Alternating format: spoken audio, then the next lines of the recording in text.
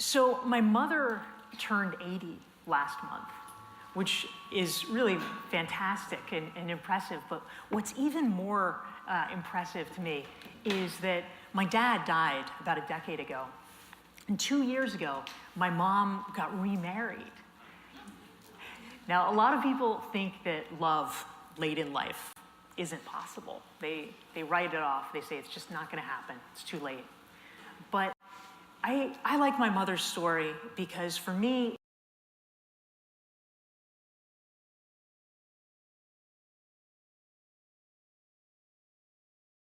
a little more, what you're looking for in a partner changes. It's not so much about external beauty or physical appearances.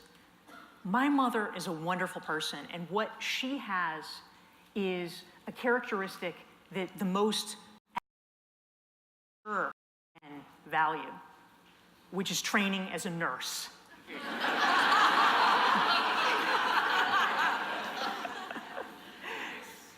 Now, the only problem with watching my mother's happiness is that now, if we stack it up, if we compare, my mother has been married 2 times, I have been married 0 times. So what's up with that? But I think I know the truth. I have a really busy schedule as a business author and speaker. I'm constantly spending all my time reading business books, reading self-help books, reading Tony Robbins. And I had a girlfriend a while ago, and it didn't work out because she kept inviting people to the house for barbecues, and I kept making them walk on the hot coals.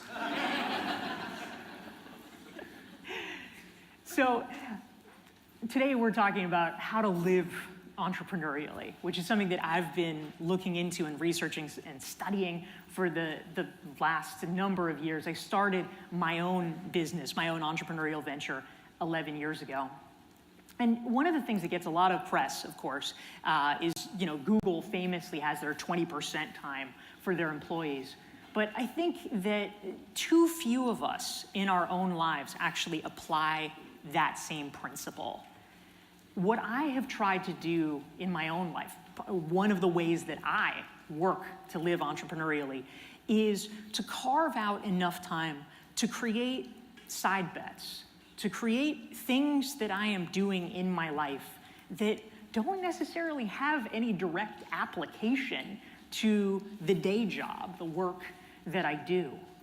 I don't necessarily know where they're going to lead. I don't know what the ROI is, but I believe fundamentally that they are valuable. And so as you perhaps extrapolated, one of the things that I started doing last year was taking stand-up comedy classes. So thank you for sitting through some of my routine. It's, for me, something that I had always thought was cool, but had never made time for. But I decided that that was the moment that I wanted to learn about it. Some people ask, did I do it to improve my public speaking skills? Well, the answer is not really. I mean, yes, there is some transferability. You have to be comfortable on a stage, but the skills are pretty different. It's not a one-to-one correlation. It's just something interesting. But that's not the only side bet that I've placed. That's not the only thing that I'm doing in my 20% time. Let me tell you about my Grammy. Best pickup line ever. No. Earlier this year, I actually did get to go to the Grammys, and believe it or not, I have a producer credit on an album, a jazz album, that actually ended up winning 2 Grammys, and that was pretty amazing. Oh, thank you. No, the truth is, I don't deserve it at all. but the way that I was able to finagle my way into this amazing situation is actually through networking, through making connections, through a lot of what you guys are going to be doing over the course of the next 2 days. Just meeting people and in your mind saying, that's a match. I need to bring these people together. It turns out I have a good friend who's a jazz composer, a big band leader, and I have another friend that I met entirely separately who is a business author, but also is a jazz musician, and in fact wrote a book on the history of jazz. And the little networking alarm bell went off in my head, and I said, I've got to bring these people together. They've got to get to know each other. And so I did. And as a result of that, they ended up collaborating and creating an album together. It's a jazz opera that they're working on. It's actually in process right now. But essentially as a thank you, one of those friends who was involved in another project brought me in as a producer and said, I think this album could go places. Would you like to be involved? And so I said, why not? And joined in, and it actually led to Grammys. Now, there's actually one other thing. I don't even have a slide for this because it is so recent. I actually found out about this on Saturday. But my project for next year, I'm going to be starting this next fall, is that I've actually just been accepted into a musical theater fellowship program where I'm going to be, it's probably one of the most prestigious programs that they have, which is amazing. And I'm going to be learning over the course of the next 2 years how to write for the musical theater. And I am thrilled to be going into that world and learning about something new and completely different. This is not about my work. This is not about my business. I do not necessarily think that I'm going to be starting some huge entrepreneurial sideline related to serving musical theater artists. But it is something that you never know going to lead, and you never know what the result is. And I think that one of the most important aspects for me of living entrepreneurially is understanding that when you tip over that first domino, you can't predict the consequences. All you can do is say to yourself, does this look interesting? Will this lead me to an interesting place? And if the answer is yes, then you make the time to do it. Now, of course, spend your whole life just doing interesting free things. None of the activities that I talked to you about are things that are revenue generating for me. The way that I've found to create a holistic entrepreneurial lifestyle is that you do a lot of interesting things for free and don't worry about monetizing them. But on the other hand, the activities you do monetize, you want to monetize well. And that's why I actually wrote my most recent book that's just about, as we speak, to be released. It's about how to monetize your expertise, how to create multiple income streams. And in a lot of ways, I wrote it really so I could find some answers for myself.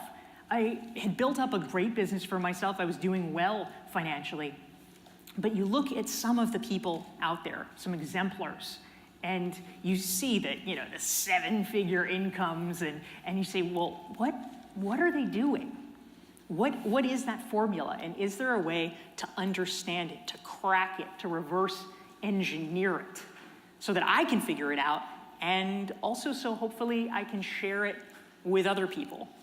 Because the truth is, we all know people these days. All of us know people who are talented, who are good at what they do, who have something important to share with the world, and yet they don't seem to be making any money. They haven't figured that part out. And that, in many ways, is the plight of the modern economy, because in the phrase that the internet theorist Doc Searles used with me, we've moved from making money from something to making money because of something. And it's a subtle distinction, but it's an important distinction. You used to be a journalist, like I was, and you would make money from being a journalist. They would pay you to write articles. Now, in many ways, I'm still a journalist. I still write articles all the time. I get no money for them, but I'm actually making far more money because of it. You have to find ways to monetize around what you do. That is the secret to really being able to succeed entrepreneurially these days and create multiple revenue streams. And so I wanted to share with you some of the principles of what I've learned about how to do that. So first, I get questions sometimes where people say, well, okay, creating multiple revenue streams, that's great, but doesn't that pull you in too many directions? Aren't you diluting things? Aren't you having to be trying to speak to too many audiences? And I think the important thing to understand here is, yes, if you're trying to make money being a gardening consultant and a dog walker and a lawyer and a hot air balloonist, you are not going to do probably that well, because those are different audiences. Those are different skill sets. They don't cohere. But if you instead can take one skill set and develop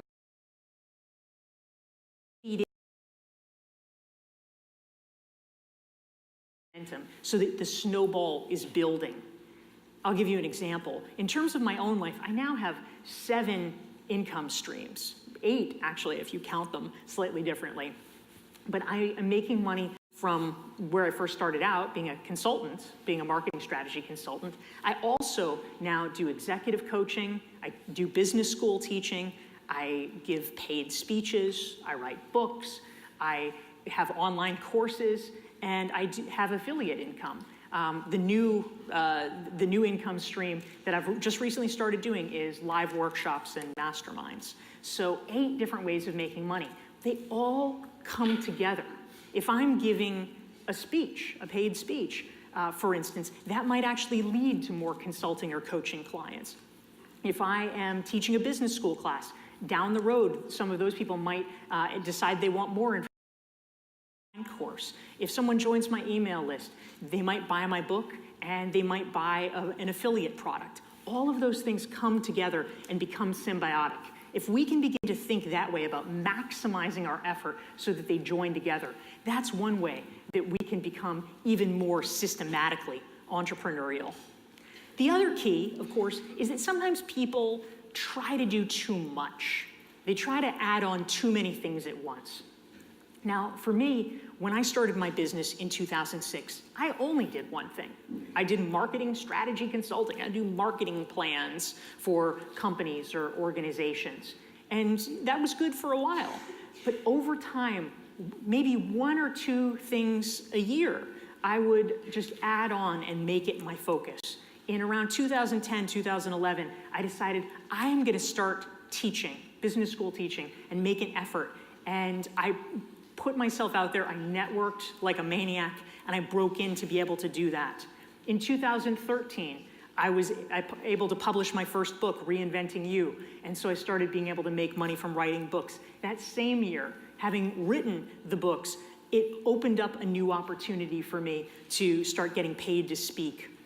So as long as we're systematically adding in new income streams without trying to do everything at once, we can be more successful.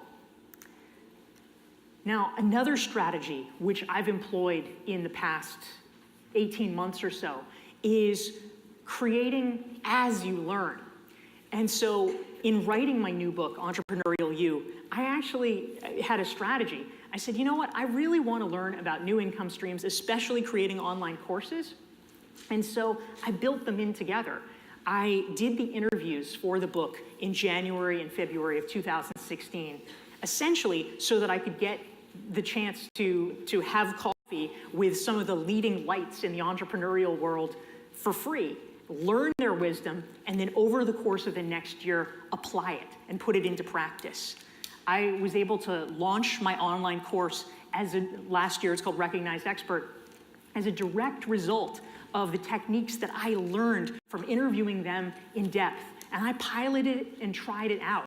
That actually was the core of my book, was writing about what I had learned from these experts and how I had applied it in my own business and what worked and what didn't work.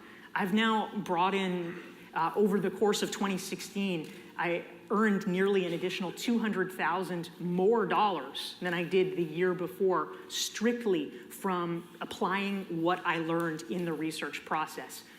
You only have 24 hours in a day. You have to make it simple.